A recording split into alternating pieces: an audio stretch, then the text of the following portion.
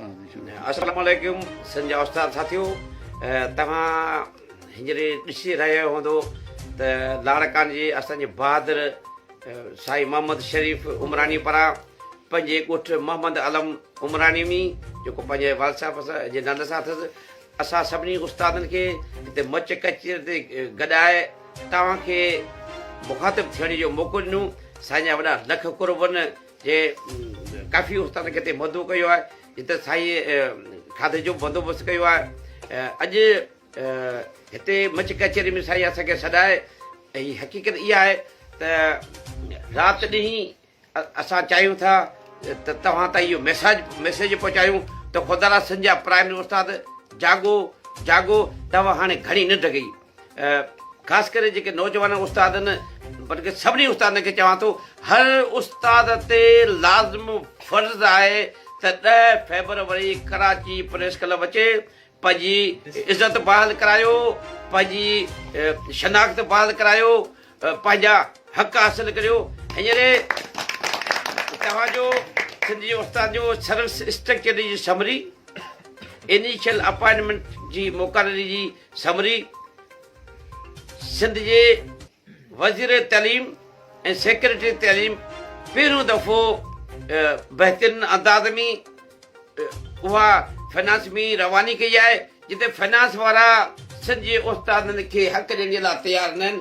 चवनि था त असां वटि पैसा कोन्हनि, बाबा तव्हां वटि 100 वज़ीर रखण जे लाइ पैसा आहिनि, तव्हां वटि सीएम हाउस जे मुलाज़िम खे मरादूं ॾियण जे लाइ पैसा आहिनि, तव्हां वटि ॿियनि मुलाज़िम सभिनी खे पैसा ॾियो था, पर प्राइमरी उस्ताद सां तव्हांजी हिकिड़ो माथी जी मावरो सलूक आहे।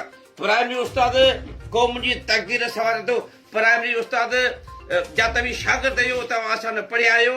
अॼु शहीद मोहतरमा बेनज़ीर भुट्टो साहिब जे मज़ार ते मां वियुसि, ॿियो दफ़ो शहीद राणी जे मज़ार ते वियुसि, उनजे फर्ज़ंद बलावल भुट्टो ज़रदारी खे मुखातिब थींदे बेनज़ीर साहिब शहीद खे दान ॾिनी त सिंध जे प्राइमरी उस्तादनि सिंधी तइलीम सां वॾो ज़ुल्म थी रहियो आहे। सिंध जे उस्तादनि 16 साल पाकिस्तान पीपल्स पार्टी खे वोट ॾेई इक़्तिदार ॾियारियो आहे।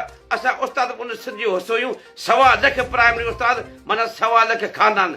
असां को तव्हां खां बंगला महल मानियूं कोन था करूं, असां चऊं था असां प्राइमरी उस्ताद खे हक़ ॾियो। उनजे लाइ ऐं सिंध जे उस्ताद खे अर्ज़ु कंदुसि त हीउ वक़्तु थो जागण जो, असांजो कमु आहे तबलीग करणु। हिकिड़ी शइ तव्हां सां वाइदो थो करियां, वचन थो करियां, हीअ आधी राति आहे, अलाह खे हाज़िर दासीं। चवां थो त न अॻे मुक़ाम आहियूं न हाणे मुक़ाम दासीं। तव्हां कराची अचो, तव्हांजा मसइला हल कराए नोटिफिकेशन वठी पोइ वापसि।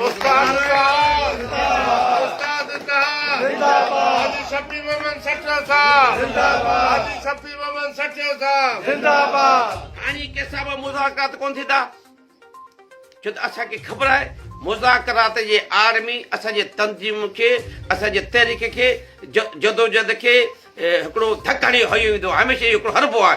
का बि कंहिंसां ॻाल्हियूं कोन्हनि ऐं कंहिंजे बि चवण में न अचो।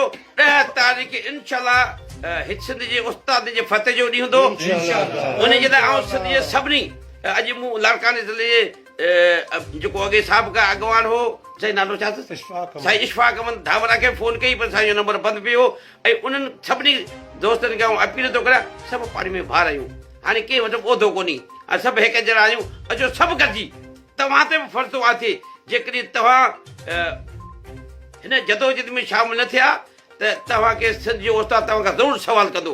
अॼु साईं गुलाम रसूल महर जी ॻोठ वियुसि, पाण ॻोठ न हुआ, उन मूंखे वॾो इज़त ॾिनी, फ़ोन ते ॻाल्हाई कि हाजी साहिबु उस्तादनि जे हक़ जे लाइ असां तव्हां सां गॾु आहियूं।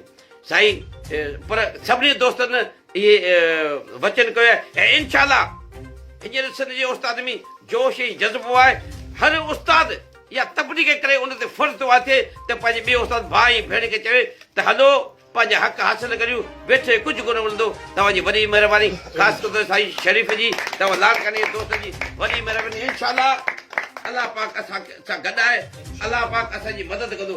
सिंध जो उस्ताद जिंदाबाद, सिंध जो उस्ताद जिंदाबाद, जे प्राइमरी उस्ताद जा मसइला हल कयो, सिंध जो उस्ताद जा मसइला हल कयो। नारा